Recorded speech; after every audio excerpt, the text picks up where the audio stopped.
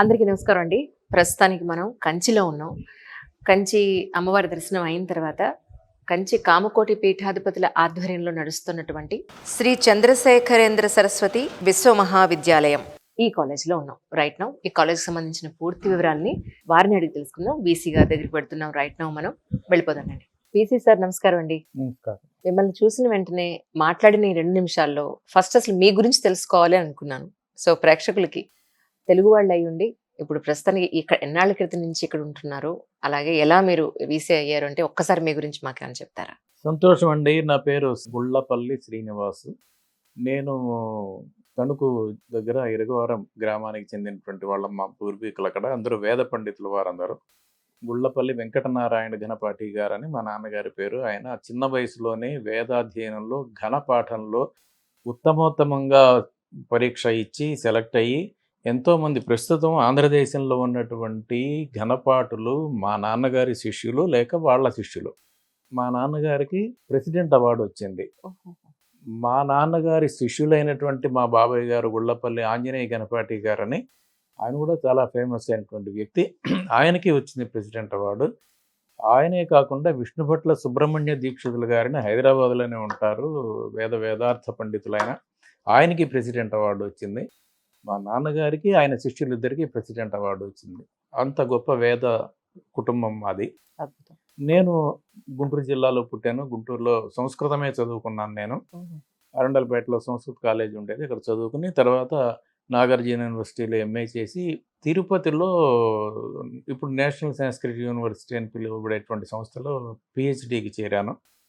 Indian శాస్త్రాల ప్రకారం మనస్సు అంటే ఏమిటి, అది ఎక్కడ ఉంటుంది, ఏం చేస్తుంది, దాన్ని ఎలా కంట్రోల్ చేయాలి, ఇటువంటి అంతా మనసుకి సంబంధించినటువంటి విషయం నా పిహెచ్డి. ఇంతకీ మనసు అనేది ఇక్కడే ఉంటుందంటారా, ఇక్కడ ఉంటుందంటారా?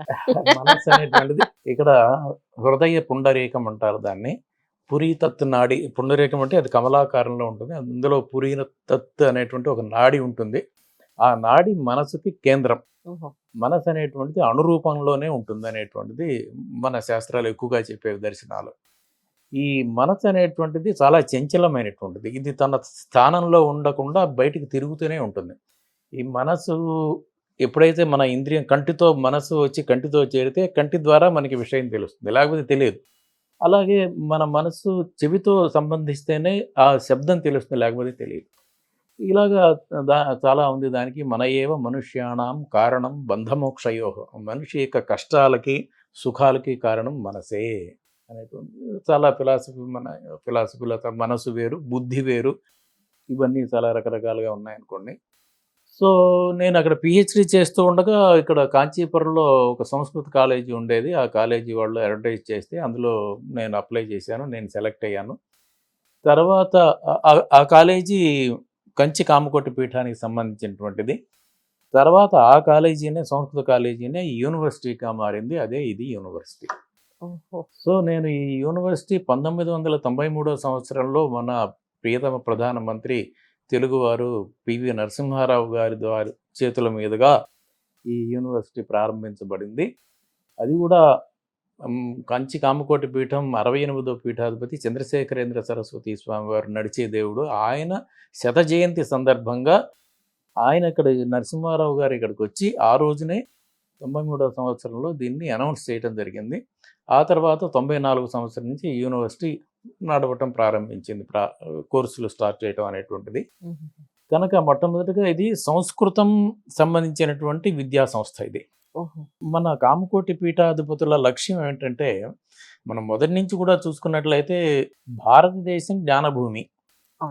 అనాదిగా ఇక్కడ జ్ఞానాన్ని అందించినటువంటి సోర్సెస్ ఏంటంటే వేదాలు, దాని నుంచి వచ్చినటువంటి శాస్త్రాలు కానీ, కళలు కానీ, ఏదైనా భారతదేశంలో ఏదైతే విద్యకు సంబంధించినటువంటి విషయం ఉందో దానికి మూలం వెతుక్కుంటూ పోయినట్లయితే అది మన వేదాల్లోనూ శాస్త్రాల్లోనూ, సినిమాలకు కూడా ప్రస్తుతం ఉండేటువంటి సినిమాల్లో తీసేటటువంటి విషయాలు కూడా మనకి భరతనాట్య శాస్త్రంలో కనబడేటువంటి విషయాలు ఇప్పటికీ ఆశ్చర్యంగా అవే విషయాలు మనకి కనబడుతూ ఉంటాయి. కానీ మార్పు జరగదు అంత. అంటే ఇది సత్యం అంటారు.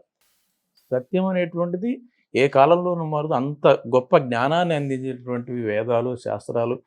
మన ఋషులు అందరూ అందించారు. కనుక ఈ వేదాలు అనేటువంటివి లోపించి కాలాంతరంలో వీటన్నిటిని వాటికి ఆదరణ తగ్గిపోయి లోపించినప్పుడు మళ్ళీ వాటిని ఆ జ్ఞానాన్ని మళ్ళీ పునరుద్ధరించడానికి శంకర భగవత్పాదాచార్యులు వారు జన్మించి 32 సంవత్సరాల్లో కేరళ నుంచి కాశ్మీరం దాకా కేదార్నాథ్ దాకా పాదయాత్ర చేసి అందరితోనూ మాట్లాడి అందరికీ జ్ఞాన భిక్షని ప్రసాదించి అజ్ఞానాన్ని తొలగించి ఆయన ఇంత పని చేసి దీన్ని మళ్ళీ ఇంకా సృష్టి చివరి వరకు కొనసాగాలని అక్కడక్కడ పీఠాలను పెట్టి ఇక్కడ కాంచీపురంలో వచ్చి ఆయన స్వయంగా ఉన్నారు అనేటువంటిది మనకి తెలిసినటువంటి విషయం. అదే సర్వజ్ఞ పీఠం అంటారు, అది కామకోటి పీఠం. అది ఈ ఆదిశంకరాచార్యుల వారి నుంచి పరంపరగా ఈ వచ్చేటువంటి పీఠాధిపతులు వరుసగా వస్తున్నారు. మధ్యలో ఎక్కడ అది విచ్ఛిన్నమైనటువంటిది లేదు. చంద్రశేఖరేంద్ర సరస్వతి స్వామి వారు 68వ వారు, జయేంద్ర స్వామి వారు 69, ఇప్పుడు ఉన్నటువంటి శంకర విజయేంద్ర స్వామి వారు 70వ పీఠాధిపతి. వీళ్ళందరి యొక్క పని ఏంటంటే దేశోద్ధరణ, సమాజ సేవ, అదే వీళ్ళకి దానికోసమే వీరు చేసేటువంటి అనుష్ఠానం కానీ తపస్సు కానీ వీళ్ళకంటూ స్వయంగా దానివల్ల ఏ లాభము లేదు. వీళ్ళకి వాళ్ళు కట్టుకునే బట్టలు అవే, వాళ్ళు తినే తిండి అదే, వాళ్ళకి పడుకోవటానికి కూడా టైం దొరకదు. అంతా ప్రపంచం. వీళ్ళు చేసేది వేదోద్ధరణ. అంటే చంద్రశేఖరేంద్ర స్వామి వారు, సరస్వతి స్వామి వారు చూసినట్లయితే ఆయన కాలంలోనే చాలా వేద శాఖలు అంతరించిపోయి ఉన్నాయి, ఎవరు చదువుకునే వాళ్ళు లేరు అనే పరిస్థితులు వస్తే కేరళ, తమిళనాడు, మహారాష్ట్ర, ఇంకా చాలా చోట్ల బెంగాల్, ఇంకా చాలా ఏరియాల్లో ఆయా శాఖలకి సంబంధించినటువంటి కుటుంబాలని వాళ్ళని వెతికి పట్టుకుని వాళ్ళకి డబ్బులు ఇచ్చి పోషించి ఆ కుటుంబాలను పోషించి మళ్ళీ ఆ వేదాలని చదువుకునేట్లుగా మళ్ళీ వాటిని బ్రతికి అంటే మళ్ళీ వాటిని మార్గంలోకి తీసుకొచ్చేటట్లుగా ఆయన చేసి మహానుభావులు ఆయన. అందుకనే నడిచే దేవుడు అంటారు వేదోద్ధరణ. ఆయన చేసినటువంటి అంత ఉత్తమమైనటువంటి పనిని కొనసాగించే జయేంద్ర స్వామి వారు చేసిన పని అంటే, జయేంద్ర సరస్వతి స్వామి వారు మనము కేవలం ఈ ప్రాచీన సంప్రదాయాన్ని విద్యల్ని మాత్రమే చేస్తే సరిపోదు, ఇప్పుడు మారిపోతుంది టైం అంతా, కొత్త కాలంలో కొత్త విద్యలను కూడా మనం పోషించాలి, మనం తెలుసుకోవాలని చెప్పి కొత్త విద్యలు నేర్చుకోండి కానీ పాతని మరవద్దు, భారతీయుడుగా ఉండు, సనాతనంగా నేర్చుకో, ఋషులను గౌరవించు అని ఈ రెండింటిని కలిపి ఒక మేళవింపుతో ఒక విద్యా సంస్థను నెలకొల్పాలి. మీరు ఎక్కడ చూసినా యూనివర్సిటీలు ఇన్ని ఉన్నా కూడా ఇక్కడ ఎక్కువగా మోడర్న్ విద్యలని పోషించడమే ఇక్కడ జరుగుతుంది. సంస్కృతము అనే కానీ ప్రాచీన విద్యలు కానీ తెలుగు ఇటువంటి డిపార్ట్మెంట్లో ఉన్నా కూడా దాంట్లో చాలా పోషణ తక్కువగా ఉంటుంది, ఆదరణ తక్కువగా ఉంటుంది, ఏదో పేరుకి అవి నడుస్తూ ఉంటుంది. ఇక్కడ ఈ యూనివర్సిటీలో మాత్రం మొట్టమొదటి డిపార్ట్మెంటే సంస్కృతం డిపార్ట్మెంట్. సంస్కృతం డిపార్ట్మెంట్ ఇక్కడ ఉన్నటువంటి ప్రముఖంగా బలిష్టంగా మీకు సౌత్ ఇండియాలో ఎక్కడ ఆంధ్రదేశంలోనూ తెలంగాణ దేశంలోనూ అనేటువంటిది ఒకటో రెండో ఉన్నాయి. ఇప్పుడు నేను చదువుకునే రోజుల్లో చాలా ఉండేవి. అంటే సంస్కృతం వచ్చిన వాళ్ళకి ఇక్కడ అడ్మిషన్ అండి, లేకపోతే వచ్చిన తర్వాత కూడా నేర్పిస్తారా? అదే చెప్తాను. సంస్కృతం కోర్సులు ప్రధానంగా ఉండి బాగా ఇక్కడ మేము సంస్కృతం చదువుకునే వాళ్ళకి, బిఏ ఎంఏ వాళ్ళకి ఉచితంగా భోజనం పెట్టి, వాళ్ళు 2 ఏళ్ళు 3 ఏళ్ళు 5 ఏళ్ళు ఉన్నా సరే ఉచిత భోజనం, ఉచితంగా వాళ్ళకి రూమ్ వ్యవస్థ, ఎంతమంది వచ్చినా సరే, ఆడపిల్లలు మగపిల్లలు ఎంతమంది వచ్చినా, మాకు వేరే దేశంలో వివిధ రాష్ట్రాల నుంచి మనకు వస్తుంది, మాకు నేపాల్ స్టూడెంట్స్ కూడా సంస్కృతం చదువుకోవడానికి ఉన్నారు.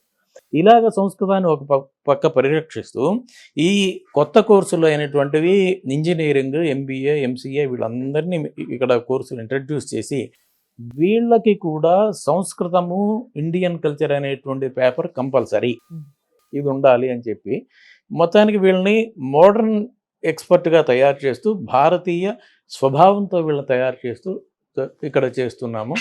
ఆ విధంగా ఇప్పటికి ప్రస్తుతం ఒక 50 కోర్సుల దాకా ఇక్కడ మేము రన్ చేస్తున్నాము. లా కోర్సు కూడా ఇంట్రడ్యూస్ చేసాము, ఆయుర్వేదం ఉంది మా దగ్గర. ఇంటర్డిసిప్లినరీ రీసెర్చ్ అంటే ప్రాచీన నవీన మేళవింపుతో చేరేటువంటి ఇంటర్డిసిప్లినరీ రీసెర్చ్ అనేటువంటిది చాలా ప్రధానం. ఇక్కడ సైన్స్, మ్యాథ్స్, ఆర్ట్స్ అన్నీ ఉన్నాయి. సైన్స్లో ఉన్నాయి, బిఎస్సి ఫిజిక్స్, కెమిస్ట్రీ, మ్యాథమెటిక్స్, అలాగే పోస్ట్ గ్రాడ్యుయేషన్ పిహెచ్డి ఉన్నాయి. యూనివర్సిటీ అంటే పిహెచ్డి లెవెల్ దాకా ఉంటుంది. తమిళ్, హిందీ, సంస్కృతము ఇవన్నీ ఉన్నాయి. హ్యూమానిటీస్ అంతే ఉంది. ఈ మధ్య అలైడ్ హెల్త్ సైన్సెస్ అని కొత్తగా బిఎస్సి రేడియాలజీ ఇవన్నీ కూడా మొదలుపెట్టాము. ఫిజియోథెరపీ అవన్నీ కూడా మొదలుపెట్టాము. లా కోర్సు 5 కోర్సులు మొదలుపెట్టాము. లాలో ఎడ్యుకేషన్ ఉంది, డిపార్ట్మెంట్ ఉంది, ఎంబీఏ, ఎంసీఏ ఇవన్నీ సరే అవన్నీ ఉన్నాయి అనుకోండి, ఇంజనీరింగ్లు అవన్నీ ఉన్నాయి. యూజీ నుంచి పిహెచ్డి దాకా రకరకాల కోర్సులు ఉన్నాయి. ముఖ్యంగా ఇక్కడ తెలుగు వాళ్ళకు మొదటి నుంచి కూడా మనకి ఈ కాంచి కామకోటి పీఠంతో మనకి సంబంధం ఎక్కువగా ఉండేది. ఎందుకంటే చంద్రశేఖరేంద్ర సరస్వతి స్వామి వారు నడుచుకుంటూ పాదయాత్ర ద్వారా ఆంధ్ర తెలంగాణ ఏరియాల్లో వెళ్ళనటువంటి గ్రామం లేదు. ఇంకా మన పెద్దల వాళ్ళని అడిగితే ఆ స్మృతులను గుర్తు చేసుకుని ఉన్నటువంటి సందర్భాలు ఉంటాయి. ఒక రకంగా నేను కూడా నా చిన్నతనంలో నాకు 5-6 ఏళ్ల సమయంలో నేను ఆ మహాస్వామి వారిని మా ఊరు వచ్చినప్పుడు నేను దర్శించుకుని ఆ స్వరూపాన్ని ఇంకా గుర్తుపెట్టుకుని మళ్ళీ ఆయన చూడాలి అని తపించినందువల్లనే ఇక్కడికి వచ్చానేమో అని కూడా అనిపిస్తుంది. అది ఆ స్వామివారి అనుగ్రహం, అది మిరాకిల్ అంటారు. చిన్నప్పుడు మా కొల్లూరులో చూసినటువంటి స్వామివారిని నా చదువంతా అయిపోయాక మళ్ళీ ఆయన చూడాలి, ఎప్పుడో చూశాను అని బాగా ఇది అనుకున్నాను. అదే ఏమిటో మరి అనుగ్రహం ఇక్కడికి వచ్చి నన్ను ఇక్కడే ఉంచేశారు. ఆయన బ్రతికుండగానే వచ్చాను, బ్రతికుండగా వచ్చాను, ఆయన దర్శించుకున్నాను. నేను వచ్చాక 3 ఏళ్ళు ఆయన బ్రతికున్నారు. ఇలాగంటే ఇది మనకి తెలియనటువంటి ఒక ఆధ్యాత్మికత, ఒక దైవ శక్తి, గురువు అనుగ్రహం ఇవన్నీ కూడా మన మీద పనిచేస్తాయంటానికి ఇవన్నీ ఒక ఉదాహరణలు. సో ఇక్కడ ఏంటంటే వేదము, వైద్యము, విద్య అనేటువంటి 3 అంశాలను తీసుకుని మన శంకర విజయేంద్ర సరస్వతి స్వామి వారు నడిపిస్తున్నారు. వేదానికి వివిధ పాఠశాలలు అవన్నీ ఉన్నాయి. విద్యకు వచ్చినట్లయితే ఇటువంటి స్కూల్ లెవెల్ నుంచి యూనివర్సిటీ లెవెల్ దాకా కూడా అన్నీ ఉన్నాయి. వైద్యానికి కూడా మీరు చూసినట్లయితే చాలా హాస్పిటల్స్ అన్నీ ఉన్నాయి, చాలా ఉన్నాయి. అంటే ఒక ధార్మిక సంస్థ, ఒక మఠము హాస్పిటల్స్ రన్ చేయటం, యూనివర్సిటీలు రన్ చేయటం అనేటటువంటిది మనం కామకోటి పీఠంలోనే చూడగలుగుతాం. అవును. అది దీని యొక్క ప్రత్యేకత. ఇది కూడా ఏమి ప్రాఫిట్ మోటివ్ కాకుండా దీన్ని రన్ చేయటానికి ఏమాత్రం ఖర్చు అవుతుందంటే ఎన్నో ల్యాబొరేటరీస్ చేయాలి, ఎంతో ఇన్ఫ్రాస్ట్రక్చర్ కావాలి, పోటీకి తట్టుకుని నిలబడాలి, ఇవన్నీ రకరకాలుగా ఉన్నాయి. మేము వచ్చేదంతా దానికి స్టూడెంట్స్ కోసమే ఖర్చు పెట్టాలనే ఉద్దేశంతో పెద్ద పెద్ద అడ్వర్టైజ్మెంట్లు కూడా మేము చేయలేదు. ఈ టీవీల్లోను, పేపర్లోను మా అడ్వర్టైజ్మెంట్లు రావు. ఎందుకంటే దానికి ఎంతో ఖర్చు పెట్టాలి. దాని బదులు వీళ్ళకే ఖర్చు పెట్టచ్చు అనేటువంటి ఒక సదుద్దేశంతో స్వామివారు నడిపిస్తున్నారు. అంటే మనకి తెలంగాణ నుంచి ట్రాన్స్పోర్టేషన్ ఉంది, ఇటు నుంచి ఆంధ్ర నుంచి ట్రాన్స్పోర్టేషన్ ఉంది. ఇక్కడ 70% మంది తెలుగు వాళ్ళు. అవునండి. ఆడపిల్లలు ఎంతమంది ఉన్నారు, మగపిల్లలు ఎంతమంది ఉన్నారు? 70% అంటే ముందు ప్రస్తుతానికి మా దగ్గర 3000 + 3500 స్టూడెంట్స్ దాకా ఉంటే అందులో 70% తెలుగు వాళ్ళు. అందులో ఆడపిల్లలు ఒక 40% ఉంటారు, 60% బాయ్స్ ఉంటారు. అలాగే ఆడపిల్లలకి ప్రస్తుతానికి 3 హాస్టల్స్ ఉన్నాయి, ఇంకో హాస్టల్ కడుతున్నాము. సురక్షితమైన ప్లేస్ ఆడపిల్లలకి. అసలు ఏ మాత్రం ఆడపిల్లలకి కాదు, మగపిల్లలకి కూడా ఏమి ర్యాగింగ్ అనే ప్రశ్న ఉండదు. మరి వివిధ రకాల భాషల వాళ్ళు ఉన్నా కూడా వాళ్ళ మధ్యలో ఏం తగదు. అంటే ఇవి మేము ప్రోత్సహించేది అంటే, నువ్వు తెలంగాణ నుంచి ఇక్కడికి వస్తే ఇది ఒక అవకాశం నీకు తమిళం నేర్చుకోవటానికి. అవునండి. ఇది ఒక అవకాశం ఈ కల్చర్లో నువ్వు కలవటానికి. ఇతర భాషలు వస్తే మనకు కావాలి కదా, చాలా అవసరం కూడా. ఇంకా వాళ్ళు నేర్చుకుంటే ఎన్నో స్టూడెంట్స్ ఉన్నారు, వాళ్ళతో కలిసి నేర్చుకోవచ్చు, కేరళ భాష నేర్చుకోవచ్చు, అన్ని నేర్చుకోవచ్చు. ఎక్కడికి వెళ్ళినా మనం అడ్జస్ట్ అయిపోగలం, పెరుగుతుంది మన సొసైటీ, మన ఇదంతా పెరుగుతుంది. అది కాక కాంచీపురం అనేటువంటిది నేను చూశాను 35 సంవత్సరాలుగా. చాలా ప్రశాంతమైనటువంటి ఊరు ఇది. ఇక్కడ ఎటువంటి సమ్మెలు, స్ట్రైక్లు, కలహాలు, కొట్లాట్లు ఏమీ ఉండవు. మా కంపెనీలు ఉన్నాయి, ఎన్నో కంపెనీలు ఉన్నాయి. ఇంతవరకు ఏదో బంధులను కానీ రోడ్లు ఆపేశారని కానీ, రోడ్డు ఆపేసి ట్రాఫిక్ నిల్వ చేస్తే అది వరదరాజస్వామి రథం కోసం ఆఫ్ చేస్తారంటే, అంటే ఆధ్యాత్మికత కోసం. అంత ఆధ్యాత్మికమైన ప్లేస్. లోకల్ సెలవులు ఇస్తే కార్తీక దీపం కోసం లోకల్ సెలవులు ఇవ్వటం, ఇటువంటివి ఒక మంచి కోసం చేస్తారు. కానీ ఇక్కడ ఎటువంటి బంధులు, నిరాహార దీక్షలు ఇటువంటివన్నీ ఇంతవరకు చూసింది లేదు. అలజడే లేని ప్రశాంతమైనటువంటి ఊరు. జనాలు కూడా చాలా మంచివారు. మనకేంటంటే తెలుగు రాష్ట్రాలకి బార్డర్లో ఉన్నది ఇది. ఒకప్పుడు ఇది కూడా తెలుగు కింద ఉండేది కనుక ఇక్కడ వాళ్ళకి చాలా మందికి తెలుగు తెలుసు. ఇక్కడ సుఖమైనటువంటి తెలుగు వాళ్ళకి మంచి వాతావరణం. తర్వాత బిజినెస్ కూడా తెలుగు వాళ్ళు డైలీ వస్తూ వెళ్తూ ఉంటారు తెలుగు వాళ్ళు. చదువుకి కూడా బాగా మంచి. దీనికి ఇప్పుడు ప్రస్తుతం ఉన్నటువంటి వీళ్ళు మన విద్యార్థులు అనేవాళ్ళు అన్ని రంగాల్లోనూ ముందు ఉండాలి. ఉంటే ఏమవుతుందంటే మనం వాళ్ళకి ఇచ్చినటువంటి ఆ సంస్కారం వలన సొసైటీ బాగుపడుతుంది. మనకి మఠానికి పీఠానికి ఏం అక్కర్లేదు, సొసైటీ బాగుంటే చాలు. సొసైటీ బాగుండాలి. కనుక అటువంటి సంస్కారం ఇక్కడ ఇస్తాం. కనుక ఏం చేస్తున్నారంటే మరి స్వామివారికి పరిచయాలు గానీ, భక్తులుగా గానీ పెద్ద పెద్ద వాళ్ళుంటారు, కంపెనీల వాళ్ళుంటారు, ఎంతో సీఈఓలు ఉంటారు, చాలామంది ఉంటారు. వాళ్ళందరినీ దీని మీద కేంద్రీకరింపచేసి దీన్ని ఎలాగా మనం పైకి తీసుకురావాలి? ఇది నా ఒక్కళ్ళ పని కాదు, మనందరి పని. మన అని అందరూ ఇక్కడికి రావటం. అందరూ మరి మద్రాస్ ఐఐటీ ఉందంటే వారు మాకు చాలా మార్గదర్శనంగా ఉంటారు. అలాగే ఒక సుహృద్భావ వాతావరణంతో పెద్దల సహాయంతో నడుస్తోంది. దాన్ని ఉపయోగించుకోగలిగి పైకి రావాలనుకుని అంటే కొంత వినయంగా ఉండటం అనేటువంటిది ఇంపార్టెంట్. మనలో ఉండేటువంటి దుర్గుణాలను మనమే జయించాలనే ముందు ఇచ్ఛ ఉండాలి. ఒక సంస్కృతి, సంప్రదాయం ఉన్నాయి. ఇవే మనకి గుర్తింపు. చాలామంది ఇప్పుడు వీడియోల్లో మనం ఇందులో చీర కట్టుకుంటే మర్యాద. ఆ గుర్తింపు కోసం మన రక్షణ కోసమే మనం చేయాలనేటువంటిది చేస్తున్నారు. బాగా మంచి మార్గంలోనే నడుస్తుంది. దానికి సహాయంగా కూడా జనాలు ముందుకు వస్తున్నారు, భక్తులందరూ. ఇంకా ముందుకెళ్తుంది. ఆ స్వామివారు అనుకున్నట్లుగా నడిచినట్లయితే మళ్ళీ మన భారతీయత అనేటువంటిది సంపూర్ణంగా నిలబడుతుంది నా విశ్వాసం. అంటే ఇందాక అడిగినట్టు అంటే ఆల్రెడీ సంస్కృతం చదువుకున్న వాళ్ళకి ఇక్కడ అడ్మిషన్ ఇస్తారండి, లేకపోతే ఇక్కడికి వచ్చిన తర్వాత చదువుకుంటా అన్నా కూడా ఇస్తారు? అంటే బిఏలో చేరాలంటే ఇంటర్మీడియట్లో సంస్కృతం లేకపోయినా పర్వాలా.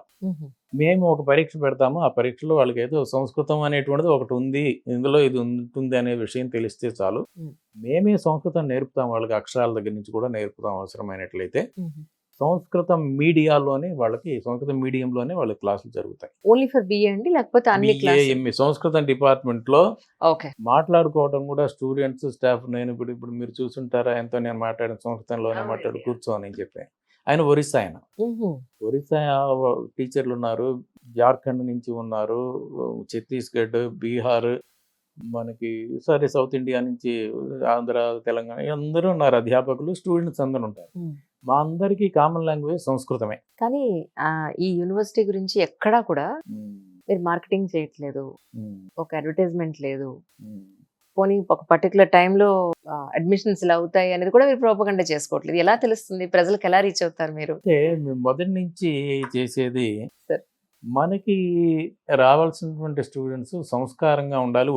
వచ్చే వాళ్ళు వీళ్ళని కూడా చెడగొట్టేటట్టుగా రాకూడదు, ఎవరిని పడితే వాళ్ళని తీసేసుకుని అనేటువంటిది ఒక ప్రధాన అంశం. మొదట్లో తక్కువ కోర్సులు ఉన్నప్పుడు తక్కువగా చేరినా కూడా మా విద్యార్థులే మాకు అంబాసిడర్లుగా మారి దీన్ని ప్రచారం చేయడం మొదలుపెట్టారు. కనుక ఆ స్టూడెంట్సే మాకు ఇక్కడ అడ్మిషన్ తీసుకొచ్చేటట్లుగా ఉంటుంది ఎక్కువ పర్సెంట్. అదిగాక మేము ఆంధ్రదేశంలో స్వామివారితో వాటి వెళ్ళినప్పుడు స్వామివారి పరిచయాలు ఉన్న వాళ్ళు, వాళ్ళంతా కాంచీపురం, ఇలాగ మఠన్ రిలేషన్స్తో ఇక్కడ అడ్మిషన్స్ అవి జరుగుతూ ఉంటాయి. కానీ ఇంటర్మీడియట్ కానీ డిగ్రీ స్థాయిలో కానీ బయట కాలేజెస్లో సెకండ్ లాంగ్వేజ్ సంస్కృతం కనుక తీసుకుంటే తెలుగులో ఉన్న పేపర్ ఇచ్చేయచ్చు, ఇంగ్లీష్లో ఉన్న రాసేయచ్చు అన్నట్టుంది పరిస్థితి. సో అది కొంచెం మారితే బాగుంటుందేమో కదా సార్. సంస్కృతంలో రాస్తేనే మేము ఎవాల్యుయేషన్ చేస్తాం అన్న పాయింట్లో. అంటే ఇంటర్మీడియట్ లెవెల్ వరకు విద్యా విధానంలోనే ఎలా ఉంటుందంటే లాంగ్వేజ్ దగ్గరకు వచ్చేప్పటికి దానికి ఇంపార్టెన్స్ చాలా తక్కువ. వాళ్ళ సబ్జెక్ట్ లేదు, వాళ్ళకి ఎక్కువ. ఈ లాంగ్వేజ్ అనేటువంటి దానికి మనం తెలుగు కానీ ఇంగ్లీష్ కానీ ఏది తీసుకున్నా కూడా చాలా తక్కువ ఇంపార్టెన్స్లోనే ఉంటుంది. సంస్కృతాన్ని యొక్క లక్ష్యం ఏంటంటే అసలు మనం సంస్కృతంలోనే రాయాలి అని పెట్టినట్లయితే వచ్చేవాళ్ళు కూడా రారు. అవునండి. ఇప్పుడు ఇలా పెట్టినట్టయితే అసలు సంస్కృతం అనేది ఉంది, కాళిదాస్ అనేవాడు ఉన్నాడు, వాల్మీకి ఉన్నాడు, వ్యాసుడు ఉన్నాడు, మహాభారతం ఉంది, అందులో ఇది ఉంది, ఈ పరిచయం అవుతుంది కదా. ఇది చాలు. ఇదే ఇంటర్మీడియట్ యొక్క సంస్కృతం యొక్క లక్ష్యం. కనుక అంతకంటే దాన్ని ఎక్కువ చేసినట్లయితే రారు వాళ్ళు ఏదో సంస్కృతం శ్లోకాలు పలకటం నేర్చుకుంటారు, సంస్కృతంలో రాయటం నేర్చుకుంటారు. దానికి అర్థం ఇది అనేది అది బట్టి పట్టి రాస్తారా, ఈవెన్ వాళ్ళ సబ్జెక్టులే వాళ్ళు బట్టి పట్టే రాస్తున్నారు అనేటువంటిది అదనమాట. కనుక మనం అక్కడ ఎక్కువ ఆశించలేము. యూజీ లెవెల్లోకి వచ్చేటప్పటికి కొంత దానికి ఎక్కువ ఇంకా ఇంపార్టెన్స్ ఏర్పడుతుంది. పీజీ లెవెల్లో ఇంకా బాగా ఏర్పడుతుంది అనుకోండి. కనుక యూజీ నుంచే వాళ్ళని మనం సంస్కృతం వైపు మళ్లించడం జరుగుతుంది. ఇంటర్మీడియట్ లెవెల్లో కష్టం, అది ప్రాథమిక స్థరంలోనే ఉంటుంది. అంటే ఎలాంటి వాళ్ళని మీరు ఇక్కడ అడ్మిట్ చేసుకుంటున్నారు, అంటే అడ్మిషన్స్ ఇస్తున్నారంటే ఏం చెప్తారు? సంస్కృతం వరకు అయితే ఎవరైనా మేము ఇంటర్మీడియట్లో అయిపోతే చాలు. మిగిలిన ఇంజినీరింగ్ కోర్సు వాటన్నిటికి మాకు ఆల్రెడీ అడ్మిషన్స్ స్టార్ట్ అయిపోయాయి. మా వెబ్‌సైట్‌లో kanchiunu.ac.in అనే దాంట్లోకి వెళ్తే మాకు అడ్మిషన్‌లు ఆన్‌లైన్‌లోనే అడ్మిషన్స్ జరుగుతాయి. మేము ఇక్కడ ప్యూర్‌లీ మెరిట్ బేస్‌లోనే మాకు ఎంట్రన్స్ టెస్ట్ గాని ఇవన్నీ ఇంతవరకు పెట్టలేదు మేము. హ్మ్. అంటే 95% అబోవ్ ఉన్నట్లయితే ఇంటర్మీడియేట్‌లో వాళ్ళకి చాలా వరకు స్కాలర్‌షిప్ ఉంది. వాళ్ళ కన్సెషన్‌లు ఉంటాయి. అలాగా 90కి ఉంది, 85కి ఉంది, 80కి ఉంది. అవన్నీ మా వెబ్‌సైట్‌లో దాని వివరాలన్నీ అందులో ఉంటాయి. వాళ్ళు చూసి పెట్టుకోవచ్చు. మెరిట్ బేస్ మీదే అన్ని కోర్సులకి వాళ్ళు ఆడవాళ్ళైనా, మగవాళ్ళైనా ఎవరికైనా దాని మీద జరుగుతుంది. దాని ప్రకారం ఇప్పుడు అప్లై చేసుకోవచ్చు. ఇప్పుడు సెకండ్ ఇయర్ రాకపోయినా ఫస్ట్ ఇయర్ మార్కులను బేస్ చేసుకుని వాళ్ళు అప్లై చేసుకోవచ్చు. హ్మ్. సెకండ్ ఇయర్ వచ్చాక అప్పుడు దాని నిర్ణయం జరుగుతుంది. అంటే ఒక ఏదైనా ఒక కమ్యూనిటీ రూల్స్ అండ్ రెగ్యులేషన్స్ ఏమైనా ఉన్నాయండి? ఎనీబడీ కెన్ అప్లై అంటారు? మాకు ముస్లిమ్స్ ఉన్నారు మా దగ్గర. హ్మ్. మీరు చూస్తే తెలుసు ముస్లిమ్స్ మాకు కాంచీపురంలో అంతా ఆడపిల్లలు హ్మ్. హ్మ్. ఉన్నారు. అందరూ ఉన్నారు. No community bar. ఎవరైనా రావచ్చు. అంటే ఇందాక మీరు ఫుడ్ ఒకటి ఫ్రీ అన్నారు. ఫుడ్ సంస్కృతం వాళ్ళకి ఫ్రీ. సంస్కృతం వాళ్ళకి free. So apart from this మిగతా వాళ్ళందరూ కూడా పే చేసి చేయాలి. శాకాహార భోజనం మాత్రమే ఉంటుంది. మాంసాహారం లేదు. సో అడ్మిషన్స్ జనరల్‌గా ఎప్పుడు జరుగుతున్నాయి సార్? అది మొదలైపోయింది ఆల్రెడీ. ఇప్పుడు మొదలైంది. ఎప్పటి వరకు ఉంటుందండి? ఇప్పుడు వాళ్ళు జూలై దాకా జూన్ దాకా ఉంటుంది మాక్సిమం. ఓకే. అంటే మాకు సీట్లు అయిపోతే క్లోజ్ అయిపోతుంది. అవును. ఎక్కడన్నా వేరే కోర్సుల్లో సబ్జెక్ట్‌లో ఖాళీ ఉన్నట్లయితే కొన్నిట్లో ఎక్కడన్నా ఖాళీ ఉన్నట్టయితే చేసుకోవచ్చు. టోటల్ ఈ ప్రిమిసెస్ ఏరియా అంతా ఎంత ఉంటుంది సార్? 50 ఎకరాల దాకా ఉంది ఇంచుమించు. ఇక్కడున్న ఫెసిలిటీస్ అంటే స్టూడెంట్స్‌కి ఇచ్చే ఫెసిలిటీస్ అంటే ఏం చెప్తారు? ఫెసిలిటీస్ అంటే జిమ్ మంచి అత్యాధునికమైన వరల్డ్ క్లాస్ జిమ్ ఒకటుంది. హుహు. స్పోర్ట్స్ ఫెసిలిటీస్ ఉంది. మాకు గ్రౌండ్ అవన్నీ ఉన్నాయి. హుహు. తర్వాత వైఫై ఉంది. ఫుల్ వైఫై ఉంది. హుహు. లైబ్రరీ ఉంది. మంచి లైబ్రరీ ఉంది. యోగాకి సంబంధించి మేము ఇస్తూ ఉంటాము. ట్రెడిషన్ ఫాలో అవ్వటానికి చేస్తూ ఉంటాం ఎంతైనా. హ్మ్. ఇంకొకటి ముఖ్యంగా ఏంటంటే వీళ్ళు కెమిస్ట్రీ వాళ్ళకి ఇష్టమైనట్లయితే ఇంజినీరింగ్ దాంట్లోకెళ్ళి ఏదైనా నేర్చుకోవచ్చు. హ్మ్. అంటే ఈ ఒక దాంట్లోంచి ఇంకో దాంట్లోంచి సంస్కృతం వాళ్ళే వెళ్ళి మేము కంప్యూటర్స్ నేర్చుకుంటాం. ఓకే. అలౌడ్. అలాగా అంటే మా ఉద్దేశ్యం ఇవన్నీ కలవాలనేటువంటి ఒక ఉద్దేశ్యమే. కనుక వేరే వాళ్ళొచ్చి మాకేదైనా భగవద్గీత చెప్పండి. రైట్ మేము అవి కూడా చెప్తూ ఉంటాం. హ్మ్. మాన్యుస్క్రిప్ట్ సెక్షన్ ఉంది. దాని గురించి ఎంత చేసినా పరిశోధన చేయొచ్చు. మీరు చూస్తే దాని తెలుస్తుంది. మేము ఈ మధ్యనే ఇంతవరకు మినిస్ట్రీ ఆఫ్ ఇన్ఫర్మేషన్ టెక్నాలజీ హ్మ్. సెంట్రల్ గవర్నమెంట్ వాళ్ళు ఇన్ఫర్మేషన్ టెక్నాలజీకి సంబంధం కానీ ఏ ప్రాజెక్ట్‌కి వాళ్ళు ఇవ్వరు. అవును. మేము ఫస్ట్ టైము మాన్యుస్క్రిప్ట్‌కి వాళ్ళ దగ్గర నుంచి ప్రాజెక్ట్ ఫండ్ తీసుకొని రూ. 2,00,00,000 తాళపత్రం దాని గురించా? తాళపత్రాల గురించి. సో వాటికి సంబంధించిన కోర్స్ కూడా ఇక్కడ మీరు స్టార్ట్ చేస్తారు. వాళ్ళకి కూడా మాన్యుస్క్రిప్టాలజీ అనేటువంటిది ఒక కోర్స్ ఉంది. హుహు. ఇక్కడ రేర్‌గా తమిళనాడులో హ్మ్. తమిళ భాషకి ఉండేటువంటి అక్షరాలు చాలా తక్కువ. అవునండి. అందుకని సంస్కృతం తమిళంలో చదువుకునే వాళ్ళకి వేరే స్క్రిప్ట్ ఒకటి వీళ్ళే తయారు చేశారు. దాని పేరు గ్రంథ స్క్రిప్ట్ అంటారు. ఓకే. ఇక్కడ సంస్కృతం రామాయణం చదువుకోవాలంటే ఆ స్క్రిప్ట్‌లోనే రాసేవాళ్ళు పూర్వం. ఓకే. ఓకే. ఆహాహా! అలాగుండేది. సో, ఆ స్క్రిప్ట్ ఇప్పుడు ప్రస్తుతం కనుమరుగైపోయింది. ఇప్పుడెవరు దాన్ని చదివేవాళ్ళు లేరు. అది పాత స్క్రిప్ట్. మా దగ్గరున్న మాన్యుస్క్రిప్ట్‌లన్నీ తాళపత్ర గ్రంథాలన్నీ ఆల్‌మోస్ట్ అందులో ఉన్నాయి. ఆ స్క్రిప్ట్‌లో ఉన్నాయి. కనుక ఆ స్క్రిప్ట్ అంటే పాత మరుగుపడిపోయినటువంటి స్క్రిప్ట్‌ని మళ్ళీ పైకి తీసుకొచ్చి, దానికి అందరికీ ట్రైనింగ్ ఇచ్చి, ఆ విధంగా ఆ పుస్తకాలను బయటికి తీసుకురావడం జరుగుతుంది. ఇంతే కాకుండా శిల్పశాస్త్రం అని ఇంకొకటి శిల్పశాస్త్రం చేస్తారండి. ఒకటుంది. శిల్పాలు. అది ఎక్కడా లేనటువంటిది అదో కోర్స్. హ్మ్. తర్వాత శిలాలేఖలు అంటే ఇన్‌స్క్రిప్షన్స్. హ్మ్. తమిళనాడులో ప్రతి గుడిలో చూస్తే మీకు ఎన్నో కనబడుతూ ఉంటాయి. అవును. వీటన్నిటిని అందులో వివిధ రకాల లిపులు, వివిధ రకాల భాషలు ఉంటాయి. హ్మ్. మేము సంస్కృతం ఇన్‌స్క్రిప్షన్స్ మొత్తం దేశం మొత్తం మీద ఎక్కడున్నాయి సంస్కృతంలో ఉన్నవి. దీన్ని తీసుకొని దీన్ని ఇంగ్లీష్‌లోకి అనువాదం చేసి, దాన్ని పబ్లిష్ చేసి పుస్తకాలు హ్మ్. మహాస్వామి వారి టైం నుంచి ఇప్పటికి 13 వాల్యూముల పుస్తకాలు తయారయ్యాయి. మైసూర్‌లో ఉన్నటువంటి archaeological survey of India ASC head office ఉంది. అక్కడి నుంచి మేము ఇది తీసుకొని అక్కడి నుంచి మేము పబ్లిష్ చేస్తూ ఉంటాం. ఆ విధంగా దానికి కూడా చేస్తున్నాం. హ్మ్. ఇలాగ రకరకాలుగా అంటే భారతీయానికి సంబంధించినటువంటి ఆగమ కోర్సులు చేస్తున్నాము. ఇలాగా దాన్ని ఒక పక్కన ఉద్ధరిస్తూ వీటినన్నిటిని కూడా జనాలకి తిండి పెట్టేటువంటి విద్యలు ఇవి కూడా బాగా ఆదరణలోకి రావాలనేటువంటిది అది చేస్తున్నాం. ఏదో మీటింగ్ ఉందని చెప్పారు. ఎక్కువ టైం తీసుకోను. ఒక ప్రశ్నతో ముగిస్తాను తప్పకుండా. అలాగే మన వాళ్ళు ప్రిమిసెస్ అంతా కూడా ఒకసారి చూపిస్తే అందరికీ చూపించే అవకాశం ఉంటుంది. తప్పకుండా మీరే కాదు, మన తెలుగువారు ఎవరొచ్చినా కూడా కాంచీపురానికి ఏ పని మీద వచ్చినా కూడా ఇక్కడ కూడా రావచ్చు. చాలా సంతోషం. ఇక్కడ కూడా అందరికీ స్వాగతం. ఎప్పుడు మేము దీన్ని అలౌ చేస్తూనే ఉంటాం. మీ పిల్లల్ని చూసుకోవడానికి చాలా మంది ఉంటారు. ఇక్కడికి వచ్చి చూడండి. ఇది కూడా స్వామివారు అందించేటటువంటి ఈ అవకాశాన్ని గురించి తెలుసుకోండి. ఉమ్. తెలుసుకొని మనందరం కలిసి ముందుకెళ్దాం. చాలా చాలా సంతోషం సార్. సార్ ఈ సందర్భంగా మీరు మీరు చూస్తుండొచ్చు, మీరు మీ పిల్లల్ని పెంచినప్పుడు వాళ్ళ ఫ్యూచర్ గురించి మీకున్న విజన్ కానీ, అప్పుడు వాళ్ళు మీ మాట విన్న విధానం కానీ, ఇదంతా ఒక రకంగా ఉంది. ఇప్పుడు ఆల్మోస్ట్ ఒక 20 సంవత్సరాలుగా వేరే రకంగా ఉంది.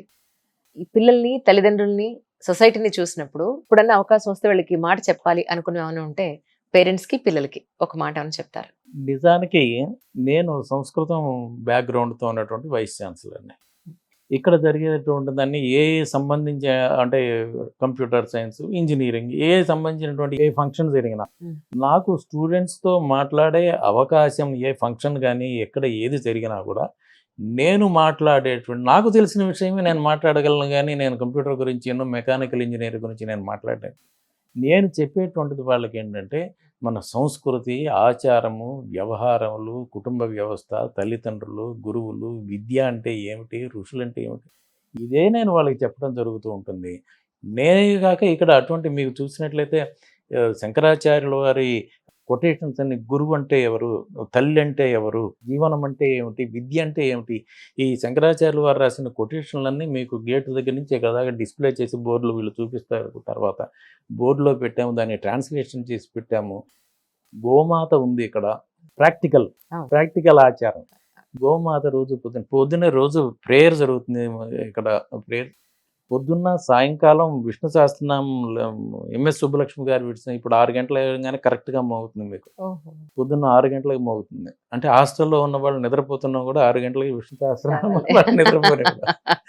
ఇవన్నీ వింటూ వింటూ ఉంటే 4 ఏళ్ళలో ఆటోమేటిక్గా వాళ్ళలో మార్పు వచ్చే అవకాశం ఉంటుంది. చాలా సంతోషం సార్. ఈరోజు మిమ్మల్ని కలవడం, ఇంత మంచి డిస్కషన్ చేయడం చాలా సంతోషంగా ఉంది. నమస్కారం. మంచిది, నమస్కారం.